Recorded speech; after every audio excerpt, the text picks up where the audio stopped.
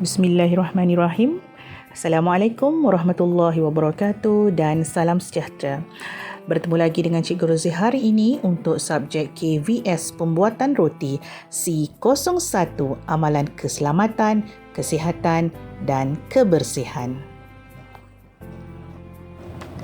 Untuk hari ini kita masih lagi meneruskan pernyataan aktiviti kerja yang kedua iaitu perancangan keselamatan kesihatan dan aktiviti-aktiviti amalan kebersihan.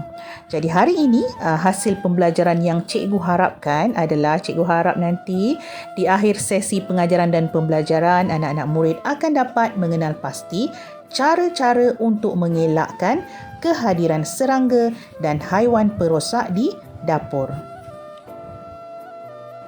Untuk cara-cara mengelakkan kehadiran serangga dan haiwan perosak di dapur, cikgu akan senaraikan lebih kurang 12 cara. Tapi untuk hari ini, cikgu akan terangkan 6 cara sahaja dulu. Selebihnya, kita akan sambung di kelas yang akan datang. Okey, kita mulakan dengan tajuk 1.4 menghalang daripada serangga dan haiwan perosak. Okey, cara yang pertama adalah simpan stok makanan pukal kering dalam bekas yang bertutup rapat. Okey, sebelum ni pun kita dah belajar bagaimana cara kita nak menyimpan makanan. Okey, sebelum tu cikgu nak bagi tahu juga, nak ingatkan semula, makanan kering tu adalah makanan yang tahan lama. So bila kita nak simpan, kita kena pastikan diletakkan di dalam bekas yang bertutup. Okey, selain daripada untuk mengekalkan kesegaran, juga kita nak mengelakkan daripada dimasuki oleh serangga ataupun haiwan perosak. Okey, dan ingat juga bila kita simpan, kita perlu labelkan. Jadi simpan dalam tempat dalam bekas yang bertutup dan di tempat yang bersih. Okey, dan suka juga cikgu nak ingatkan supaya bila kita beli makanan kering, walaupun dia tahan lama, tapi jangan beli terlampau banyak sebab dia ada juga tarikh luput. Okey, berpada-pada. Kemudian yang kedua adalah periksa tanda-tanda kehadiran serangga dan haiwan perosak dengan kerap. Okay?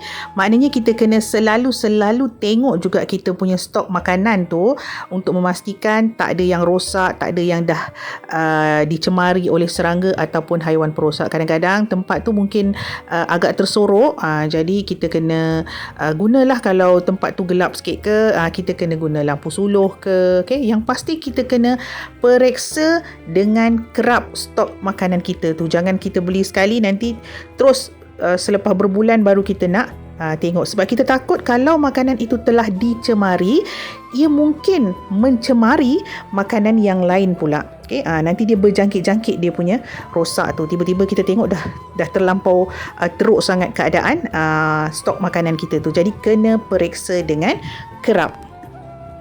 Okey, kemudian yang ketiga, cara kita nak menghalang daripada serangga dan haiwan perosak ini adalah kita perlu elakkan menyimpan kotak dan surat khabar di dalam dapur. Okey, ada orang dia suka simpan kotak, kan, kita beli barang dalam kotak ataupun ada surat khabar, mungkin kita rasa kita nak guna kemudian, so kita kumpulkan dekat dalam dapur. Okey, so benda-benda itu sebenarnya, kotak dan surat khabar tu sebenarnya menarik kehadiran serangga dan haiwan perosak. Serangga dan haiwan perosak ni akan suka duduk dekat dalam kotak, dekat celah-celah surat khabar tu. Okey, dia bertelur lah, beranak ke, ataupun dia berak semua dekat situ, kan. So semua itu akan menjadikan tempat kita ataupun dapur kita jadi lebih tercemar, dan dia takut dia akan membiak lebih banyak dan kita tak perasan. Okay? Sebab dia di dalam kotak, kan, kita tak buka kotak tu, tiba-tiba bila kita buka ada banyaklah pula dia punya keturunan dekat situ. So elakkan daripada menyimpan kotak dan juga surat khabar lama di dapur.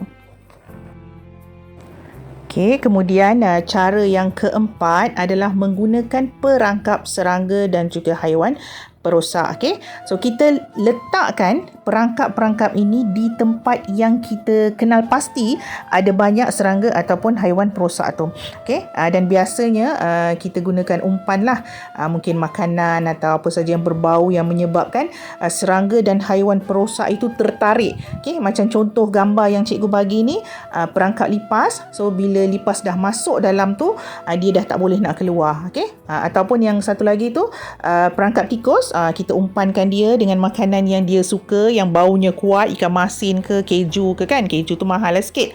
Kemudian bila tikus dah masuk dalam perangkap tu, automatik dia punya pintu akan tertutup menyebabkan tikus dah tak boleh nak keluar. So itu adalah cara yang agak berkesan untuk menghalang ataupun mengurangkan serangga dan juga haiwan perosak yang ada di dapur.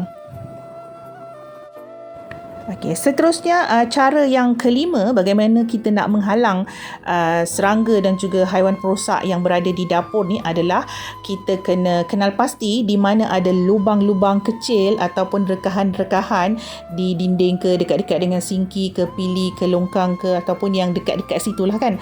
So lubang itu ataupun rekahan itu kita kena tutup. Okey, kalau macam yang retak-retak tu ataupun merekah tu, kita boleh guna tepung penyumbat ataupun filler. Okey, kita boleh buat sendiri, beli di kedai hardware, ataupun kalau tak boleh kita minta orang lain yang pandai lah buat. Okey, supaya kita boleh tutup segala lubang, segala rekahan yang menyebabkan serangga dan haiwan perosak boleh masuk, keluar masuk dekat situ yang kita tak tahu. Okey, mungkin masa kita ada, kita tak nampak. Jadi bila kita tak ada, kita rasa macam semua dah bertutup, tetapi rupanya ada lubang ataupun rekahan yang membenarkan serangga dan haiwan perosak tu bebas keluar masuk. Jadi kita kasih tutup supaya dia tak boleh nak masuk lagi. Langkah keenam, cara bagaimana kita nak menghalang serangga dan haiwan perosak daripada masuk ke dapur adalah dengan meletakkan pengawal logam atau juga kita panggil sebagai keluli berklip. Okey, kita letakkan pengawal logam ataupun keluli berklip ini di luar bangunan untuk menghalang tikus daripada mendaki masuk ke dalam kawasan dapur. Okey, so keluli berklip ni adalah sejenis keluli yang kukuh. Okey, dia adalah sejenis jaring yang kuat, yang keras, sehingga kan tikus tak boleh nak gigit. Okey, tak boleh nak musnahkan dan dia tak boleh nak masuk. Bila dia tak boleh gigit, tak boleh nak musnahkan, dia tak boleh nak masuk melalui pipe ataupun wire. Jadi selamatlah kita punya dapur daripada dicerobohi oleh tikus ini. Okey.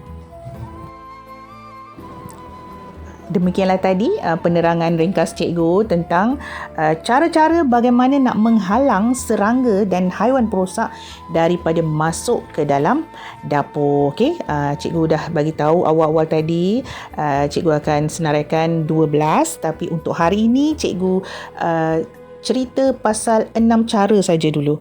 Okey, yang 6 lagi baki kita akan sambung dalam kelas yang akan datang. So cikgu ulang secara sepintas lalu 6 langkah ataupun 6 cara bagaimana kita nak menghalang serangga dan juga haiwan perosak daripada masuk ke dalam dapur adalah simpan di tempat, simpan dalam bekas yang bertutup, kemudian periksa dengan kerap tempat makanan kita tu, kemudian elakkan daripada menyimpan kotak atau surat khabar, gunakan perangkap lalat ataupun perangkap serangga dan juga haiwan perosak, kemudian tutup mana-mana lubang ataupun rekahan, dan yang keenam tadi kita letakkan pengawal logam ataupun keluli berklip. Okey, 6 cara cikgu dah terangkan secara ringkas. InsyaAllah kita akan sambung lagi di kelas yang akan datang.